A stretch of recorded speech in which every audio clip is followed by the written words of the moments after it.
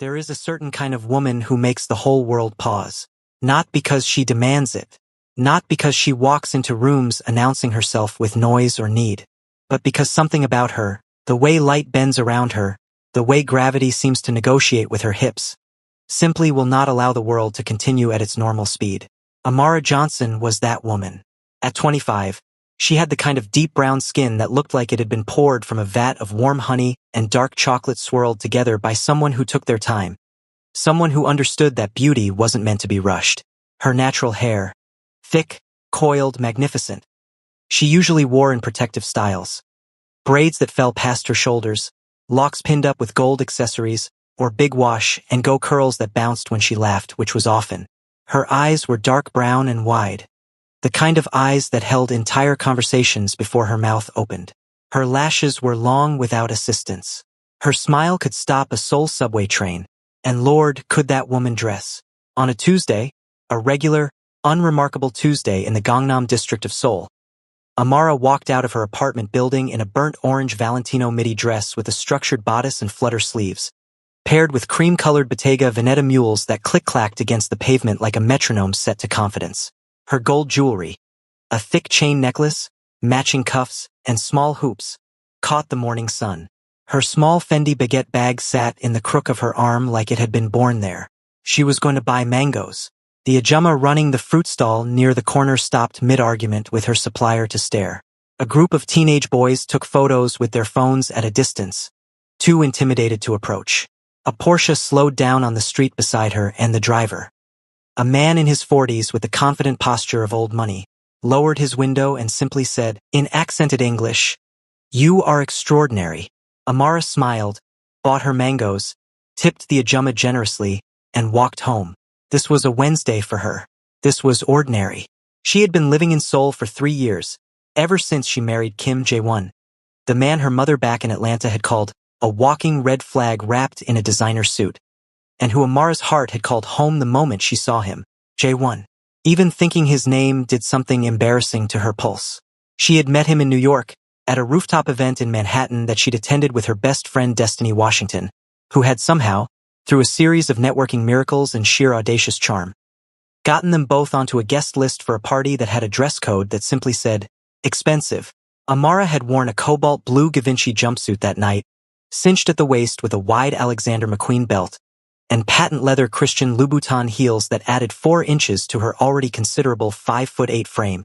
Destiny had shown up in a forest green Jacquemus dress so short and so perfectly fitted that 3 women at the party had asked her where she bought it and one had asked if she was a model. "Baby, I'm a paralegal from Cincinnati," Destiny had told her. "But thank you."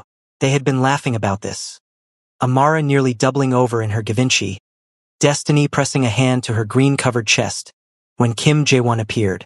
He was wearing a charcoal Tom Ford suit, slim-cut and perfect, with a white dress shirt open at the collar, no tie, a single silver watch on his wrist, Patek Philippe, though Amara didn't know that then, and shoes so polished they reflected the rooftop lights.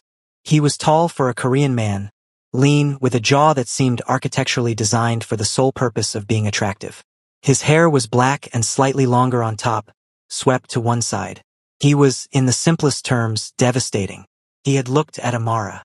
Amara had looked at him. Destiny, standing between them, had looked at both of them and said under her breath, "Oh, we're doing this tonight." His name, she learned over the course of that first 2-hour conversation, was Kim Jae-won. He was Korean. He was based in Seoul. He was 32 years old. He was in New York for business, a word he said smoothly, with a slight pause before it that Amara would later learn to recognize as a very carefully constructed full stop. He was funny. He was attentive. He asked her about her life in Atlanta, about her work as a freelance fashion stylist, about the cobalt blue Givenchy, about her favorite restaurants in a city he barely knew. He laughed at her jokes with genuine, unguarded warmth, and when he laughed, a dimple appeared on his left cheek that Amara privately decided was her personal undoing. They exchanged numbers. He called the next morning. They went to dinner 3 nights in a row. He flew back to Seoul and called her every day for 6 weeks. He flew back to New York to take her to a Beyoncé concert. He bought her flowers that filled her entire apartment. He met Destiny at brunch and charmed her so thoroughly that Destiny called Amara afterward and said, I want to be suspicious of this man, but he knew exactly what habeas wrecker was when I brought it up, and I don't know, Amara. I just don't know. They were married 8 months after they met. The wedding was small, a ceremony in Seoul with his family and a celebration dinner in Atlanta with hers. Amara's mother, Mrs. Patricia Johnson, had flown to Korea in a stunning purple Ankara suit with matching head wrap and declared the country very organized, and her son-in-law very handsome and therefore very suspicious. She had pulled Amara aside before the ceremony and said, "Baby, I like him, but he has a kind of smile that knows more than it tells. You understand me?" Amara had laughed. "Mama, you say that about everyone. I say it about the ones who matter," Patricia had said, adjusting Amara's veil. The ceremony had been beautiful. Amara wore a custom ivory gown from a Korean designer J1 had commissioned, with gold embroidery at the hem and sleeves that paid subtle tribute to West African textile patterns. J1's idea, which had made Amara cry with her whole chest in the fitting room. He had a way of doing that, of seeing her so fully that the sight of it was almost unbearable.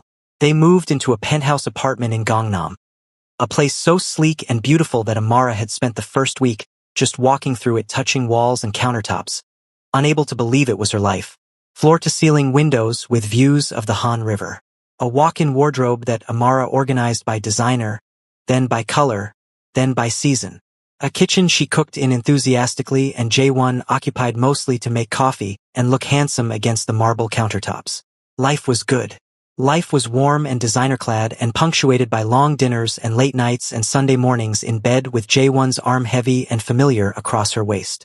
She didn't ask about the business. She had asked, of course, in the beginning. What exactly did he do? The answer was always architecturally constructed, smooth and beautiful and ultimately unoccupiable. Import and export, investments, consulting, partnerships. Real words arranged in patterns that meant nothing.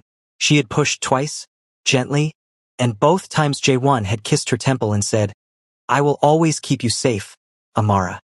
In a tone so tender it answered a different question than the one she'd asked. She had stopped asking. There were signs, in retrospect. The men who appeared sometimes, serious-faced, quiet, in dark clothing, who spoke to J1 in rapid Korean and disappeared. The phone calls he took in the other room. The way certain people in certain restaurants stood when J1 entered. The way her mother-in-law, a small, impeccable woman named Mrs. Kim who wore Chanel exclusively and communicated mostly through loaded silences and very precise eyebrow movements, had looked at Amara on the wedding day with an expression that contained, buried deeply beneath the formal warmth, something that looked uncomfortably like pity. But this was her life. This was her husband. This was her burnt orange Valentino on a Tuesday morning. Her mangoes, her soul, her Han River at sunset. She was happy. She was sure of it. She was almost certain. She was working very hard at it. Her best friend Destiny had moved to Seoul 6 months after Amara. "I am not," Destiny had announced, "letting you be fabulous in Korea without me," and had found work with an international law firm downtown. She lived in a beautiful apartment in Itaewon, a neighborhood known for its international energy and excellent brunch spots. They saw each other twice a week at minimum. They went to every designer pop-up and fashion event the city offered. They were, together, a spectacle Seoul had not prepared itself for and had been forced to simply accept. The mangoes were sweet that Tuesday morning. J1 was away on business, import and export, investments, consulting for 5 days. Destiny had texted her that morning, "Babe, come by this afternoon? Got something for you plus made your tea plus. Also, I may be having a situation that requires your professional and personal consultation." Amara had smiled at her phone, dressed in a cream Celine blazer set with wide-leg trousers and cream and gold Manolo Blahniks, picked up her Chloe saddle bag, and gone to visit her friend. She was happy. She was sure of it. Destiny Washington had moved through life with the particular velocity of a woman who had been told no so many times that the word had ceased to have meaning for her. She was 27, tall and full-figured. With warm dark skin and natural hair she wore almost exclusively in high buns adorned with silk scarves or gold pins. She had a wide smile, a sharp tongue, a law degree from Howard University, and a fashion sense that could only be described as aggressively intentional. On the day Amara came to visit, she was wearing a raspberry pink Stella McCartney power suit. Blazer nipped at the waist, trousers wide and commanding, with a white silk blouse beneath and hot pink patent leather Jimmy Choo pumps that were frankly violent in their beauty. Her earrings were large gold hoops.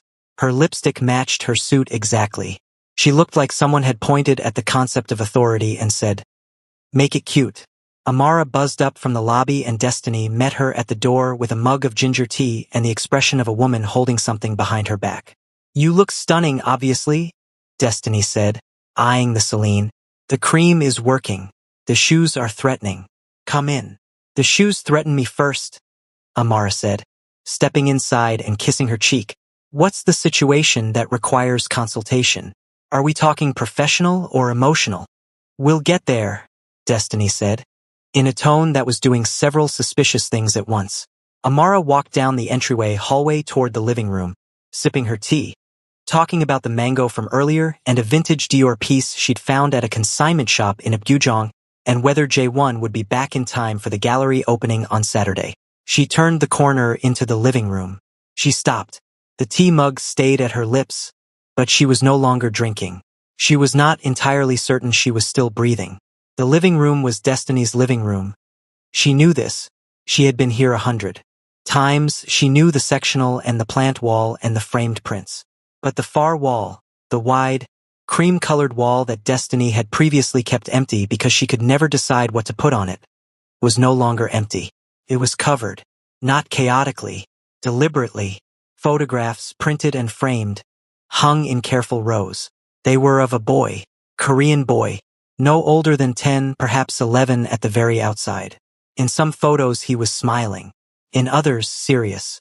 In others he was in a school uniform or a park or what appeared to be a birthday party with a cake shaped like a soccer ball. He had neat black hair, a round, serious face, and a single dimple on his left cheek.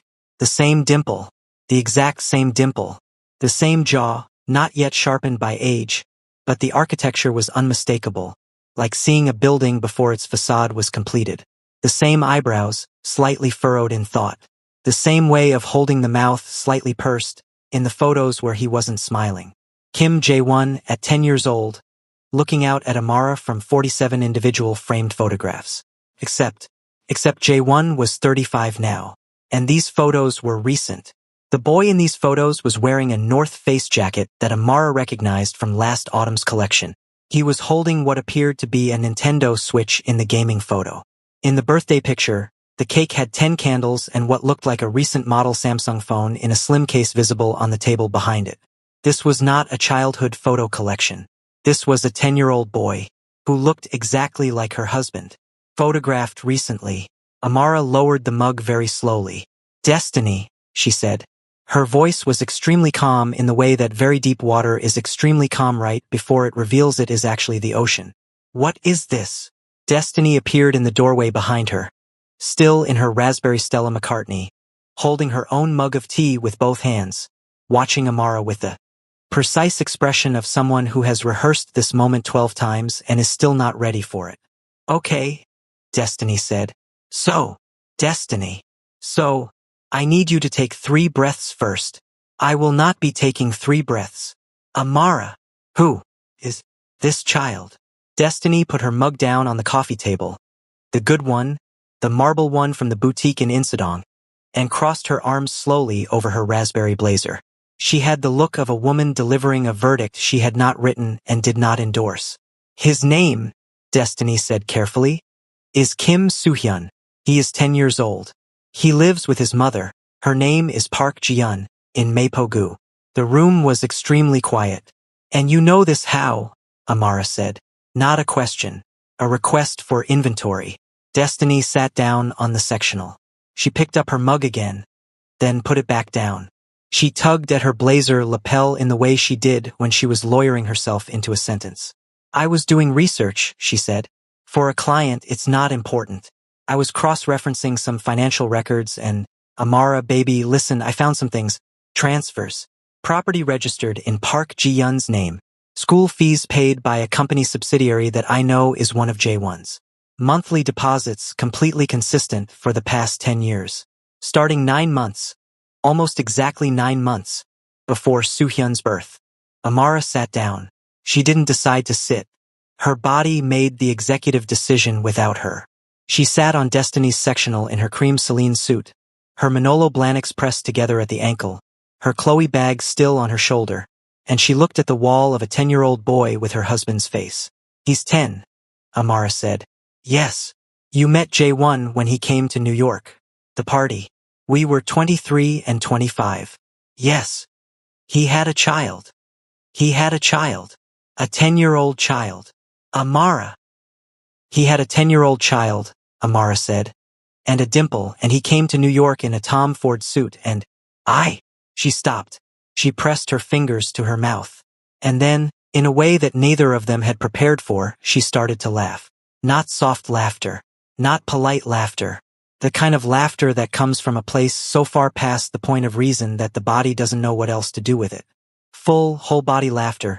Slightly too loud. Definitely slightly hysterical. The kind that made the gold on her wrist shake and her coils bounce and her eyes water immediately. "Amara. He has a dimple," Amara wheezed, pointing at the wall. "Destiny. I married the dimple. I thought it was his dimple. That is not his dimple. That is a legacy dimple. It has been passed on. There is a 10-year-old in Mapogu walking around with my dimple. It is technically not your dimple. I have been kissing that dimple for 3 years. Please don't calculate that. It is a family heirloom, Destiny. It is a dimple lineage." And then Amara stopped laughing, just as suddenly as she started. The silence came back. She looked at the wall. The boy in the soccer birthday photo had frosting on his school uniform collar and was grinning at whoever was behind the camera. Grinning the exact way J1 grinned when something genuinely delighted him, unguarded and warm, the left dimple deep. Her eyes filled. "He's beautiful," she whispered. Destiny moved across the sectional and put her arm around Amara. Raspberry Stella McCartney against cream Celine, and neither of them said anything for a long time. Outside, Seoul hummed and glittered in the afternoon. Inside, a very important wall had come down. J1 came home on Friday evening. Amara knew the exact moment she heard the elevator arrive at their floor. A sound she had always liked, always associated with warmth and arrival, and the particular settling of her own chest that happened when he came back from trips.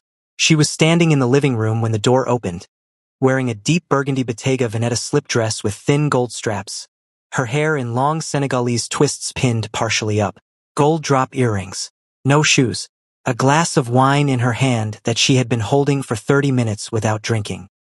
He came in looking tired and beautiful and carrying a small paper bag that, by the familiar shape and scent already reaching her, contained the almond pastries from her favorite bakery in Apgujeong, the ones he only brought when he'd missed her specifically. He saw her standing there.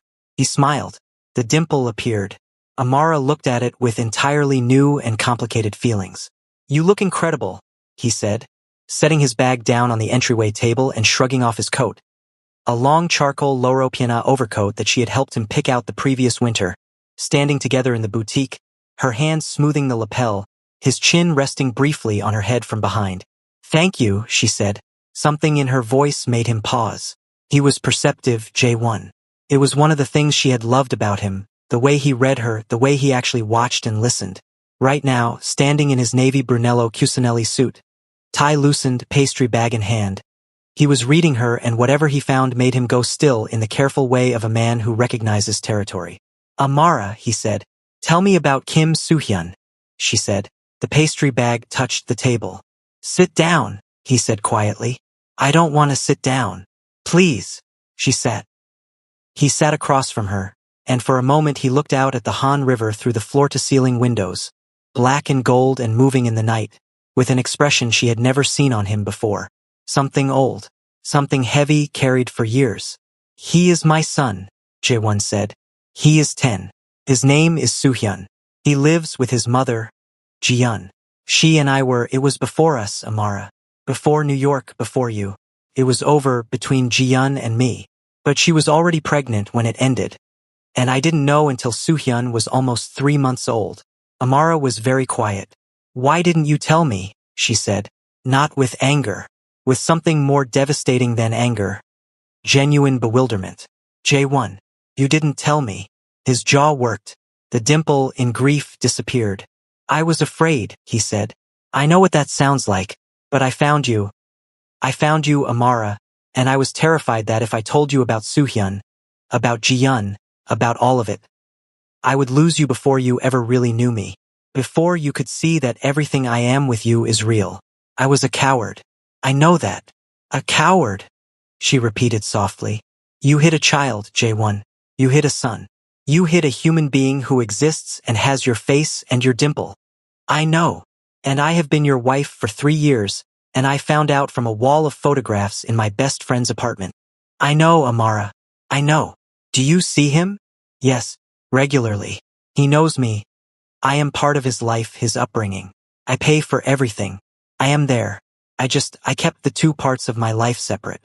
I am not proud of it. She stood and walked to the window. Seoul was luminous below them. Thousands of lights and thousands of lives. Each contained. Each sealed. She pressed her palm against the cold glass and felt its solidity against her hand. The business, she said without turning. The import and export. The men who come. The calls in the other room. A pause. Amara, tell me. All of it. Right now. Because I will not survive another wall. The silence stretched long enough that she turned to look at him. He was watching her with an expression that contained the entirety of their 3 years together. Every dinner, every Sunday morning, every laugh, every almond pastry from a gyujong. And beneath all of it, something much older and much heavier. You know what I am, he said quietly. It was not a question. She closed her eyes. She had always known.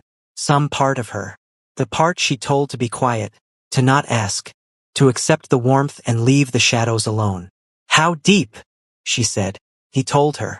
She stood at the window in her burgundy Bottega Veneta dress, barefoot on the cold marble floor, and she listened to her husband tell her exactly what kind of man he was. The organization, the family, not of blood but of structure and hierarchy and obligation that began before he was born and would not end when he died. The things he oversaw, the lines he had and hadn't crossed, the reason certain people stood when he entered rooms. When he finished, the apartment was very quiet. Your mother, Amara said. Mrs. Kim. She looked at me at the wedding. She knew you didn't know. She didn't think it was right. She and I argued about it many times. Your mother has more courage than you do. Yes, he said. She does. Amara picked up her wine glass and drank from it. Finally, in one long swallow, she set it down. She looked at her husband, the man she had married across 2 continents, the man who brought her almond pastries and noticed her sadness from across a room and had looked at her in a Manhattan rooftop and made her entire nervous system rearrange itself. I need, she said carefully, to call my mother. I know. And then I need you to not be in this apartment for a little while. He stood. He straightened his already perfect Brunello Cucinelli jacket with the automatic dignity of a man who had been groomed since childhood to hold himself together. He walked to the entryway, picked up his coat. He paused at the door. Everything I have ever felt for you, he said, has been real. I need you to know that. Whatever you decide, it has all been real. The door closed. Amara sat alone in her beautiful apartment above Seoul, in her burgundy dress, and she called her mother in Atlanta. Patricia Johnson picked up on the second ring. Baby, her mother said, because mothers always know. Tell me, Amara told her. There was a long pause from Atlanta. I told you, Patricia said, with grief and love in equal measure. That smile knew more than it told. You did, Mama. What are you going to do? Amara looked at the Han River. I don't know yet, she said. But I'm going to call Destiny first, and then I'm going to eat the almond pastries he brought home, and I'm going to think. Good, Patricia said. That's good, baby, you think. And Amara? Yes, Mama. Whatever you decide. You are not less. You hear me?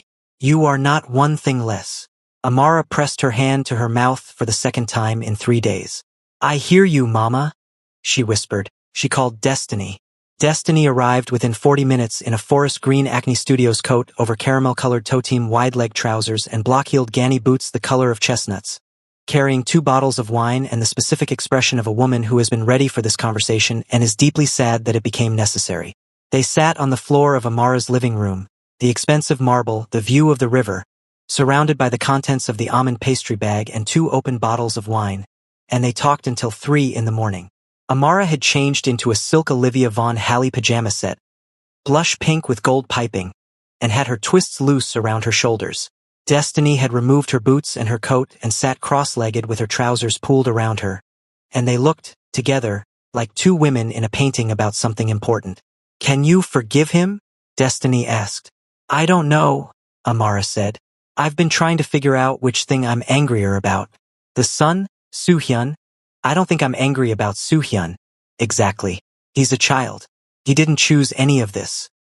He's just a little boy with a dimple and a Nintendo Switch, and he deserves to exist without being someone's shameful secret. He's not being raised as a secret. Jae-won is in his life." "He was a secret from me," Amara said. "That's what I can't." She stopped, picked up her wine. "Destiny. I would have understood. I'm not a fragile person.